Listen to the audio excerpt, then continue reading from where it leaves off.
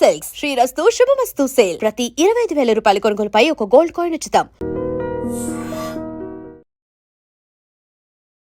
నమస్కారం, welcome to I dream. ధర్మ మార్గం విత్ విజిత కార్యక్రమానికి స్వాగతం.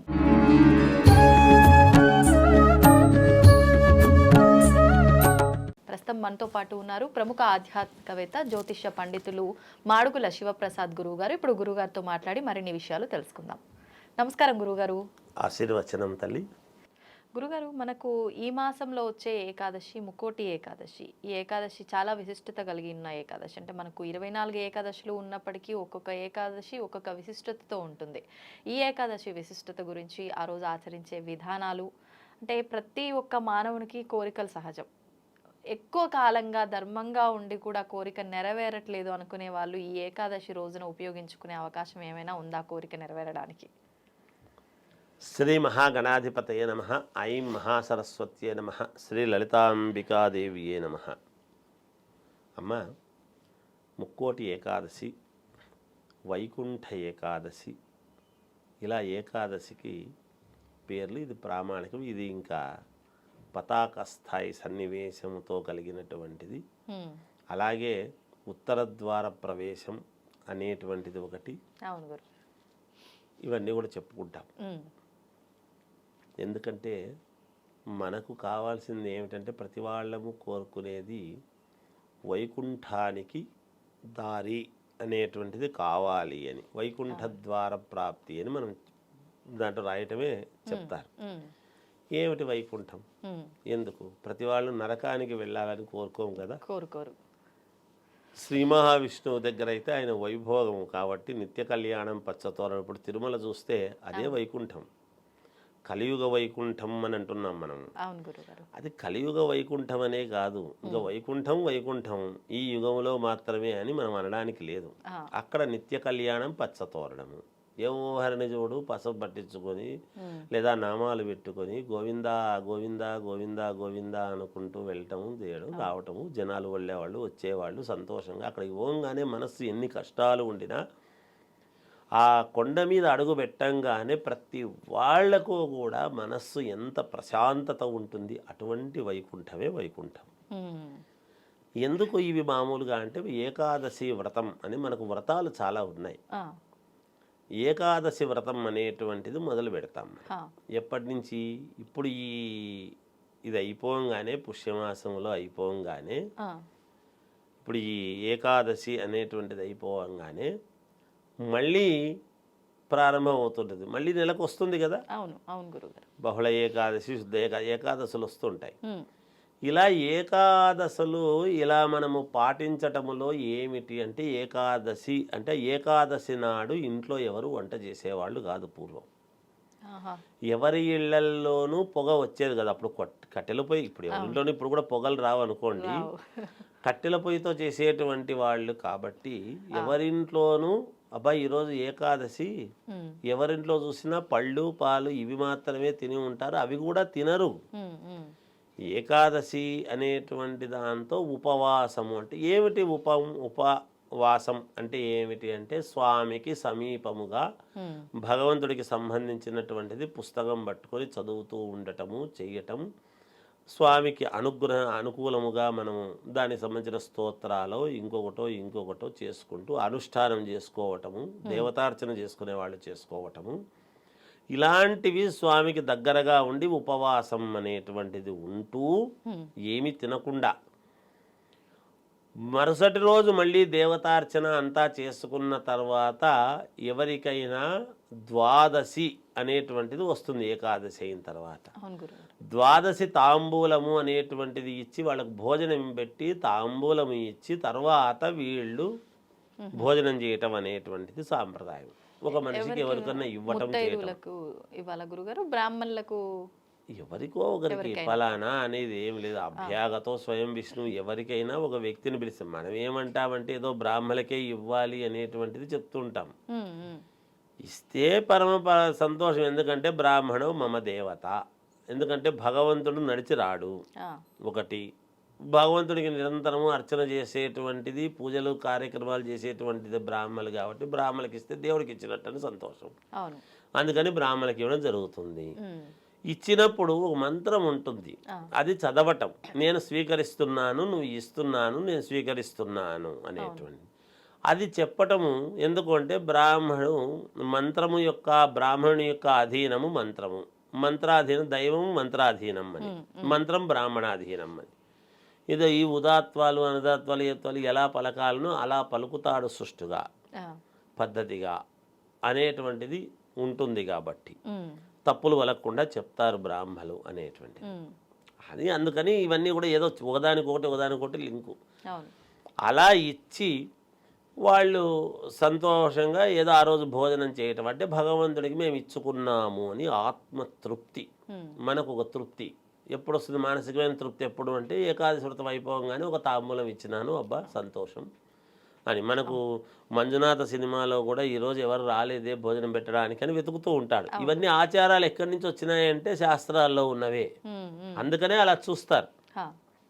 దైవం మానుష రూపేణాడు. భగవంతుడు ఎప్పుడూ కూడా శంకు చక్రాలు గద పట్టుకొని రాడు, ఇంకొక మనిషి రూపంలోనే వస్తాడు. వీళ్ళని చూద్దాము పెడతారా పెట్టరా అని అలా వచ్చి తినిపోవడం అనేది జరుగుతుంది. ఇలా పాటిస్తూ ఈ వైకుంఠ ఏకాదశి అనేటువంటి రోజు ఉత్తర ద్వారము గుండా స్వామిని దర్శనము చేసుకుంటే మనకు సంపూర్ణమవుతుంది ఈ ఏకాదశి వ్రతం. ఇలాంటి ఏకాదశులు, ఏకాదశి అంటే ఏమి? 11. జీవితంలో ప్రతి వాళ్ళు ఒక 11 సంవత్సరాల పాటు ఏకధాటిగా దీన్ని ఒక ప్రామాణికముగా పెట్టుకొని చేస్తారు. అంటే వచ్చే 24 ఏకాదశులు 11 సంవత్సరాలు చేయాలా గురుగారు? వరుస అంతే కదా, దాని అర్థమే అది. ఏదో ఒక సంవత్సరం చేస్తాను, 2 ఏళ్ళు చేస్తాను అనేది కాదు. ఏకాదశం అంటేనే ఏకాదశ వార రుద్రాభిషేకం అని మనం ఎందుకు చెప్తున్నాం? అది 11 సార్లు 11 సంవత్సరాల పాటు ఏకధాటిగా ఎక్కడా అడ్డంకి రాకుండా వీళ్ళు గనక జీవితంలో 120 సంవత్సరాలు మానవుడి యొక్క ఆయుర్దాయం యొక్క ఇదైతే 11 సంవత్సరాల పాటు చేయడం ఏం పెద్ద సంగతి. అలా ప్రతి సంవత్సరము ఇలా ఉపవాసం ఉండి ఏకాదశులు ఇలా వచ్చే వైకుంఠ ఏకాదశికి ఇలా మామూలుగా వెళ్ళి స్వామి దర్శనం చేసుకుంటూ చెందుతూ వస్తున్నారు అంటే వాళ్ళ జీవితము మోక్షము అని శాస్త్రములో ఉండేటువంటి మాట. ఇక ఇప్పుడు ఈ వైకుంఠ ఏకాదశి రోజు మనం ఏమి పాటిస్తే మంచిది, ఏం చేసుకుంటే మనకు నిజంగా మేలు జరుగుతుంది, అంతే కదా.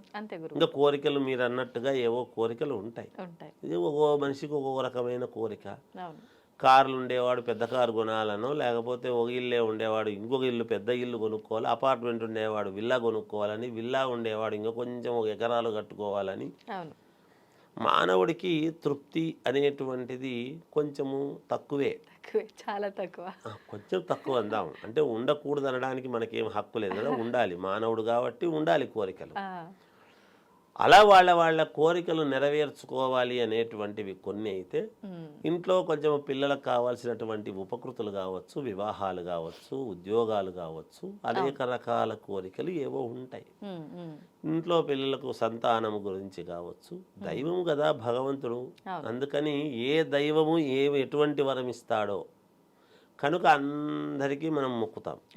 గణపతి దగ్గర నుండి ప్రతి దైవము, ప్రతి దేవాలయం, ప్రతిదీ ఒక గుడి అనేటువంటిది పెట్టుకొని ఏ పుట్టలో ఏ పాము ఉందో, అన్ని పుట్టల్లో ఒకే రకమైన పాము ఉండదు కదా, ఏ పాము మనకు అనుగ్రహం ఇస్తుందో, ఏం జరుగుతుందో అనేటువంటి దీంతో ఈ ఏకాదశులు వచ్చినా ఇంకొకటి వచ్చినా ప్రతిదీ కూడా మనము ప్రామాణికముగా మనం ఏదో మొక్కుకొని మనం అనుకూలంగా చేసుకొని ముందుకు వెళ్ళాలి అనేటువంటి తాపత్రయంతో మనం చేసుకుంటాం.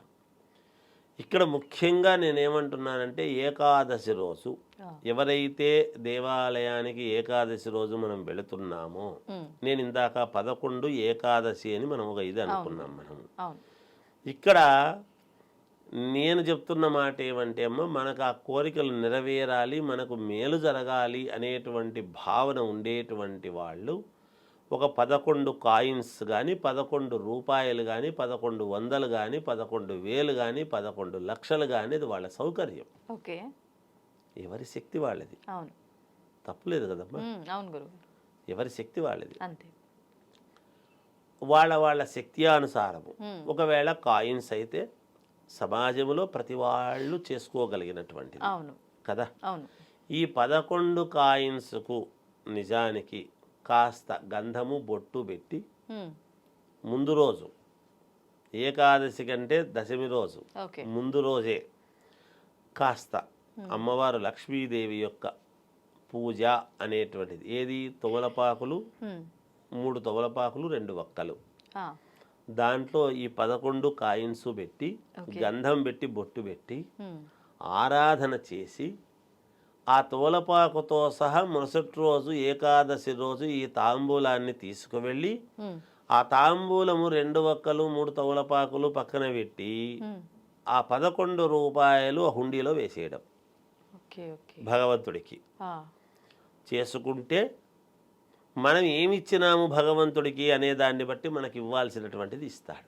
హ్మ్. ఈ ఏకాదశి కదా, వైకుంఠ ఏకాదశి కదా, అవును గురుగారు ఏకాదశికి 11 ప్రామాణికం కదా. హ్మ్. ఈ కాయిన్స్ లక్ష్మీదేవి ఆమె వక్షస్థలంలో మహావిష్ణువు యొక్క వక్షస్థలములోనే లక్ష్మీదేవి ఉంటుంది కదా. అంతే కదా ఆయన హృదయానికి ప్రీతికరమైనటువంటిది గనక ఈ పని మనం డబ్బులు వేస్తే ప్రీతికరమా అంటే, ధనం అంటే లక్ష్మీదేవి, మనకు కావాల్సింది ఏమిటి, మూలం అదే కదా, అంతే మనకు మేలు జరగాలి కదా. ఒక 11 కాయిన్స్ మనస్ఫూర్తిగా లక్ష్మీదేవి అష్టోత్తరము ముందు రోజే చేసి పెట్టుకొని, హ్మ్.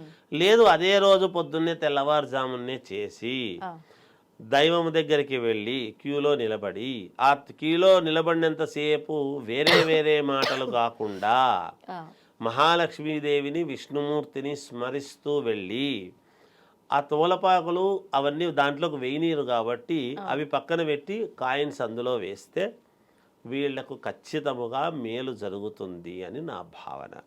అంటే ఏదైనా కామ్యం గురించి చేసుకుంటుంటే అది సంకల్పం చేసుకోవాలా గురుగారు లక్ష్మీ పూజ చేసేటప్పుడు? ఏదైనా అంతే కదా, మనం ఏ కోరికతో చేసుకుంటున్నావో అవును ఈ కోరికలు లేకోకుండా ఎవరు చేయరు కదా. అవును కోరికలు ఉండాలి కదా, ఉంటాయి కదా, సహజం కదమ్మా. హ్మ్. హ్మ్. ఇప్పుడు ఏకాదశి వ్రతం చేస్తూ ఏ కోరిక లేకపోయినా తల్లి నన్ను చల్లగా చూడండి నా కుటుంబాన్ని కూడా మెడుకోవచ్చు కదా. అంతే కదా అమ్మాయి ఇంకో 100 ఏకాదశులు నాకు ఇట్లా చేసేటువంటి శక్తిని ఈ తల్లిని కోరుకోవచ్చు కదా, అవును తప్పులేదు కదా. అవును గురుగారు అలా చేసుకోవచ్చు. వాళ్ళకి ఏ కోరిక ఉండినా, ఎంత క్లిష్టమైనటువంటిది ఉండినా, మనకు క్లిష్టమైంది భగవంతుడు అమ్మవారు ఒక కంట ఓరకంట అట్లా కన్ను తెరిచి చూస్తే చాలు అని కదా మనం ఉంటాం. అంతే కనుక అమ్మవారు స్వామి యొక్క వక్షస్థలములోనే అమ్మవారు వేరు స్వామి వేరు కాదు కదా. హ్మ్. హ్మ్. శ్రీ వెంకటేశ్వర స్వామి అవును మనము శ్రీ పార్వతీ పరమేశ్వరు మనం చెప్పుకుంటున్నాం కదా. అవును అవును అందుకని ఈ శ్రీకారంలోనే అమ్మవారు ఉంటుంది ఎప్పుడు కూడా. హ్మ్. అందుకని అక్కడ మనం ఇది నేను ఎందుకు చెప్తున్నానంటే అమ్మ 11 కాయిన్స్ అనేటువంటి పదం తీసుకోవడానికి ఏమిటంటే హ్మ్. ఉన్న వాళ్ళకైనా లేని వాళ్ళకైనా ఈజీగా అందుబాటులో అందుబాటులో ఉండాలి. వాస్తవం గురుగారు ఎందుకంటే ప్రతి వాళ్ళు చేసుకోగలిగినటువంటిది ఉండాలి. విన్న తర్వాత అయ్యో మేము చేసుకునే స్తోమత లేదే అనుకునేటట్టుగా ఉండకూడదు ఉండకూడదు అంటే ఎందుకంటే భక్తి అందరికీ సంబంధించింది. అంతే గురుగారు ఏమ్మా డబ్బు లేకపోవచ్చు, భక్తి లేని వాడు ఉండడు కదమ్మా. ఉండరు. డబ్బుతో కొలవలేనిటువంటిదే భక్తి. అంతే ఎంత ఇచ్చినా భక్తికి తూగలేనటువంటిదే భక్తి. అందువలన ప్రతి పేదవాడికి కూడా సులభ భక్తుడు భగవంతుడు. నారాయణ అంటే చాలు పుణ్యం అని అనుకుంటున్నాము కదా. అవును వెంకటేశ్వర అని పేర్లు కూడా పూర్వం అందుకే పెట్టుకునేవాళ్ళు, ఆ పేర్లతో పిలిస్తే పుణ్యం వస్తుంది అని. ఆ, అందుకనే ఒరే అని తిట్టేవాళ్ళు కాదు, నాయన ఓకే వెంకటేశ్వర ఎందుకు నాయన ఇట్లా చేసినావు అనేవాళ్ళు. ఆహా. ఒక మాట అనాల్సి వస్తే కూడా ఒరేయ్ అని తండ్రి కొడుకును పిలిచేటువంటి రోజులు లేవప్పుడు. ఓ ఇప్పుడు మనము విపరీతముగా ఒకరినొకరిని దూషించుకునేటువంటి పరిస్థితులకు వచ్చినాం, అవును ఆ పేరుకు అర్థం తెలియక. అవును తిడితే కూడా దేవుణ్ణి తిట్టినట్టు అవుతుంది అని, మందలిస్తే కూడా దేవుణ్ణి మందలించినంత ఇది అవుతుందని జాగ్రత్త నాయన, హ్మ్. బాగుండండి ఇట్లా నెమ్మదిగా మాట్లాడేటువంటి తత్వం ఉన్నింది. ఆ, అందుకే తీసుకునే దీన్ని నడిచేటువంటి నడవడిక అన్నీ కూడా ఉంటాయి కదమ్మా. అందుకని అందరికీ సులభంగా ఉండాలి. చిన్న వాళ్ళ దగ్గర నుండి పెద్దవాళ్ళ వరకు కూడా ఉన్నవాళ్ళు కూడా మీరు ఇంకా ఎక్కువ వేయాలంటే వేయొచ్చు, ఇది చేసే వెయ్యాలి. ఏదేసినా భగవంతుడికి శక్తి కొద్దీ ఈ 11 కాయిన్సే చెయ్యాలి. ఉన్నవాడైనా ఎంత ఉన్నవాడైనా 11 కాయిన్స్కు ఆ పూజ చేసుకొని ఎవరికి అవసరమో వాళ్ళు చేయాలి. ఇగో నా బదులు నువ్వు చెయ్యి, హ్మ్. మనకు నగ ఒకరికి కొనుక్కుంటే నా బదులు నువ్వు వేసుకోపో అని చెప్తారా? లేదు, నాకే కావాలనుకుంటున్నాను కదా. అందుకు ఎవరికి సమస్య మనస్ఫూర్తిగా ఉంటే, ఎవరి పిల్లలకు మనస్ఫూర్తిగా ఉంటే వాళ్ళు వాళ్ళ కోసం చేసుకోవడము చాలా ఉత్తమమైనటువంటి మార్గము. ఇది వాళ్ళే చేసుకోవాలి, ఎవరికి వాళ్ళే. ఆ చేసుకుంటేనే పుణ్యం. అలా చేసుకుని ఇప్పుడు భార్యాభర్తలు ఇద్దరు ఉంటారు. మీరు అడిగేదాన్ని బట్టి నాకు ఇంకో అనుమానం వస్తుంది. ఎందుకంటే మరి ఇద్దరు కలిసి చేయాలన్నా భర్త కోరిక వేరు, భార్య కోరిక వేరు కదా. ఇద్దరు కలిసి ఇద్దరు ఏకోన్ముఖంగా ఒకటే కోరిక కోరుకోవాలి. నాకు బిజినెస్ లో వేరే కష్టం ఉంది, నేను వేరే కోరుకుంటాను, నువ్వు ఇది కోరుకో నేను అది కోరుకుంటానంటే కాదు. ముందు నీ ఇంటి సమస్య తీర్చుకో. ముందు మనం స్నానం చేసి గుడికి వెళ్తే గుడిలో ఉండే పవిత్రత మనకు వస్తుంది. ముందు మన ఇంటి సమస్య తీర్చుకుంటే ఒకదాని మీద అని ఉండాలి. ఆ ఒకటి ఏదో కోరుకోండి, ఆ బలమైనటువంటిది. లేదు భార్యను మెప్పించి ముందు నీ ఎదుగుదల కోసమే కోరుకుంటారా, అది మీరు అనుకుని ఒక నిర్ణయానికి వచ్చి ఒక పద్ధతిగా చేసుకుంటే మేలవుతుంది. అంతేగాని ఇంట్లో మేము అందరు ఉన్నాం కదా తలా ఒకరు దిక్కు కోరు. ఇప్పుడు దీంట్లో ఏమవుతుందంటే ఇంట్లో ఆడపిల్లలు నాకు కావాల్సింది నేను కోరుకుంటా. ఇప్పుడు ఎట్లుంటాయంటే మా అమ్మాయి కోరుకున్న వరుడు జరగొద్దు కాక అని ముక్కొని, అమ్మాయి నాకు కావాల్సిన వరుడే నాకు కావాలని కోరుకొని, ఇవన్నీ క్లిష్టమైనటువంటి వ్యవహారాల్లోకి పోరాదు. అది కూడా చెప్తున్నా. లవ్ మ్యారేజ్ వద్దు, మేము కుదిర్చిన సంబంధం ఇది కాదు కావాల్సింది, అది కాదు కావాల్సింది. ఇప్పుడు తల్లిదండ్రులు ఏం కోరుకోవాలి? అలా ఉన్నప్పుడు మా అమ్మాయికి మంచి మార్గాన్ని చూపించు తండ్రిని కోరుకోవాలి ఇద్దరు కలిసి. ఒక తాటి మీద ఉంటే పనులు నడుస్తాయి. అందుకే ఇంట్లో నలుగురు చేతికుండే 4 వేళ్ళు ఏకోన్ముఖముగా మనం పిడికిలి బిగిస్తే ఒక పని అనేది జరుగుతుంది, ఒక పని చేయగలుగుతున్నాం. మనం పెన్నుతో ఒకటి రాయాలన్నా సంతకం పెట్టాలన్నా కూడా ఇవన్నీ ముడుచుకొని బలాన్ని ఇవ్వగలిగితేనే పెడతాం. ఇవన్నీ తెరుచుకొని బలాన్ని పెన్ను మీరు సంతకం చేయండి ఇట్లా తెరిచి మూసుకుంటేనే మనం సంతకం పెట్టగలుగుతాం. ఇలా ముడుచుకొని తెరిచి మనం సంతకం చేయండి, చేయలేము. చూడండి, పెట్టలేము. అప్పుడే సంతకం తేడా వస్తుంది. ఈ తేడా ఉందని వెనక్కి పంపిస్తాడు. అందుకని అన్ని కలిసి మనం ఇంట్లో ఏకోన్ముఖముగా ఇంట్లో ఉండే సమస్య ఒకటిగా భార్యాభర్తలు ఇంటి పెద్దలు ఎప్పుడు కూడా కోరుకుంటారో అది జరుగుతుంది. ఇవన్నీ చాలా జాగ్రత్తగా చెప్పాల్సిన వాళ్ళం మేము కూడా పూర్తిగా క్లారిటీగా చెప్పాల్సి వస్తుంది తల్లి. అంతే. చక్కటి వివరణ గురుగారు. నిజంగా అంటే చాలా మందిలో ఇది నిజంగా డౌట్ రేజ్ అవుతుంది. మీరే దాన్ని అర్థం చేసుకొని దానికి కూడా ఒక వివరణ ఇచ్చారండి. ధన్యవాదాలు గురుగారు. జయోస్తు. And for more videos, please subscribe to iDream. Please subscribe to iDream. Please subscribe iDream. And please subscribe to iDream. For more videos, subscribe to iDream. please like, share and subscribe to the channel. Congratulations, iDream. Subscribe to iDream. Subscribe to iDream. So subscribe to iDream Media. iDream ki iDream team andarki huge congratulations. Please subscribe iDream Media. Please subscribe to iDream. Subscribe iDream. Please subscribe to iDream. iDream అంటే నా కళల ఛానల్ను subscribe చేసుకున్న నోరు తిరుగుతలేదు, మీరైతే గంట గుర్తు కొట్టండి. For more such videos, please subscribe to iDream. Subscribe to iDream. Please subscribe to iDream. Please subscribe iDream Media. Please do subscribe to iDream. Please subscribe to iDream Media. For best entertainment and information, please subscribe iDream. And don't forget to subscribe to iDream.